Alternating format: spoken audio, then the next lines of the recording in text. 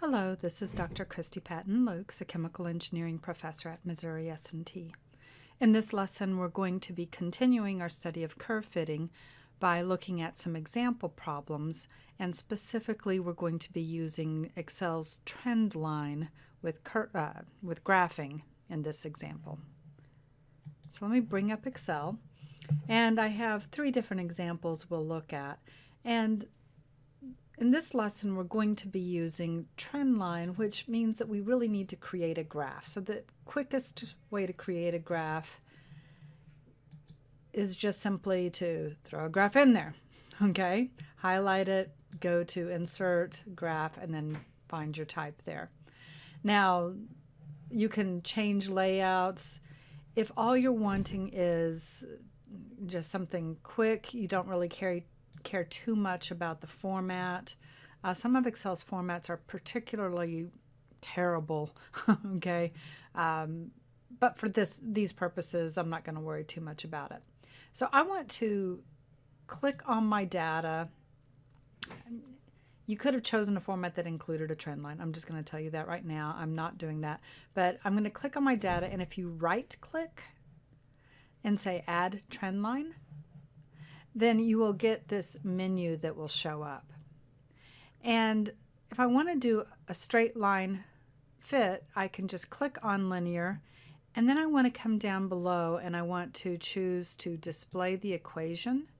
And we've talked about the r² value. It's very useful here. So I'm going to also ask it to display the r² value. And so here we see the answer for this curve fit. Now, we had done a straight line fit before. I'm going to show you a couple of useful functions.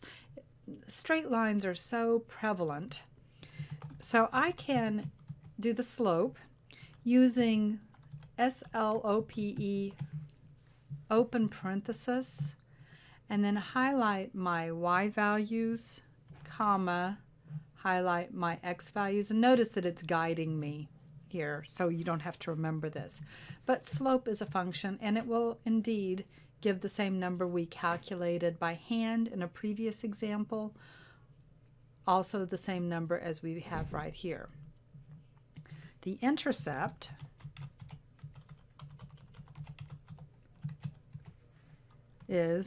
equals intercept.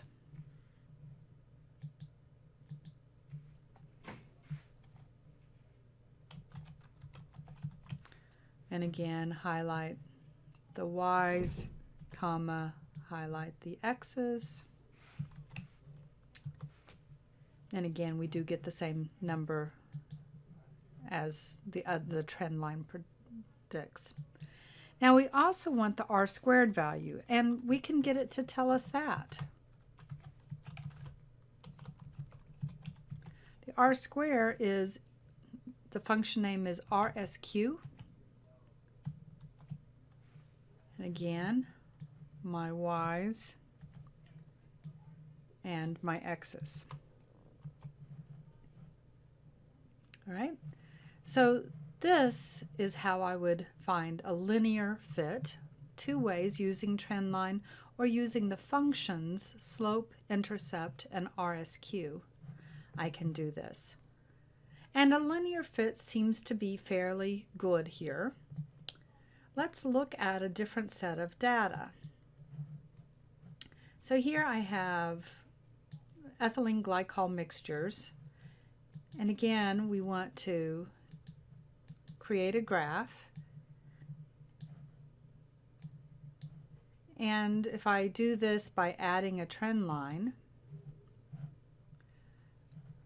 display the equation and display the r², my r² is fairly small here. It's 0.944.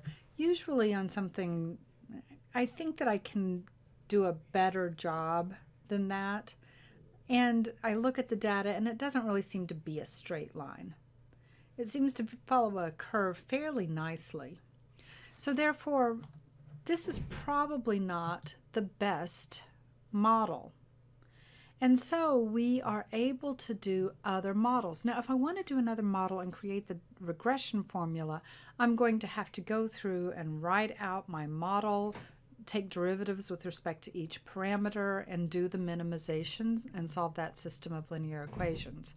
But I also can just simply choose some of these others here. And I clicked on the logarithmic because I was wanting to show you that you will sometimes get things where it says, oh, wait, you can't do that one, okay, because this has negative answers and you can't fit a log to negative answers. So let me go back and add trendline, and let's try a polynomial.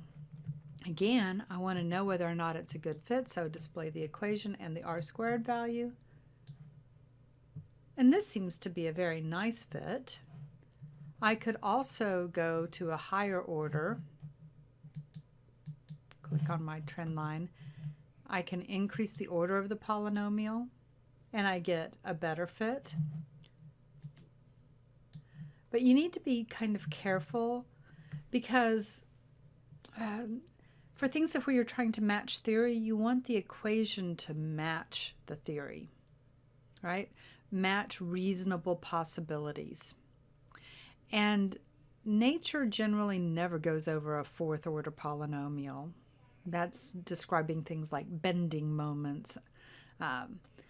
Most things in nature really are going to be quadratic or less. But remember, when we're describing things that are based on phase equilibrium, our various cubic equations of state, for instance, those are third order, seem to be a very good fit. And so frequently when I'm talking about something where I'm doing phase equilibrium or something like this related to thermodynamic properties, a third order is a very reasonable model to go to. But I probably wouldn't want to go any higher than that. So fighting for an r² that's higher, yeah, I can do, if I have 10 data points, I can do a 10th order polynomial and r² will be 1. But that doesn't mean that it's a good prediction of nature. So we want to be a little bit careful as we chase higher r² values. But this would be a cubic equation that describes this very well. Or again, we could come in and go back to a second order, and I also think that one is a very reasonable fit. Okay, and you could choose between these based on what you were doing. Here's another one. So you should by now know that we're just going to create a little graph. And this looks like it's fairly much a straight line. And right click, add trend line, display the equation, display the r², and that's not a bad value. But you know, there are other possibilities that I could do. And you just need to look at them and make a decision about which one of these you think is best. Okay, so this is how we do it using Trendline and creating a graph. We've seen 3 examples. What we're going to do in the next lesson is come in and look at how we can use, there's a more advanced tool that we'll be using that's an add-in, that's a regression tool that will allow us to do higher order curve fits. And then we will also look at it's multiple linear regression is what it's called. So we'll be looking at a couple of other tools that we have available to us in Excel. Thank you very much for your time.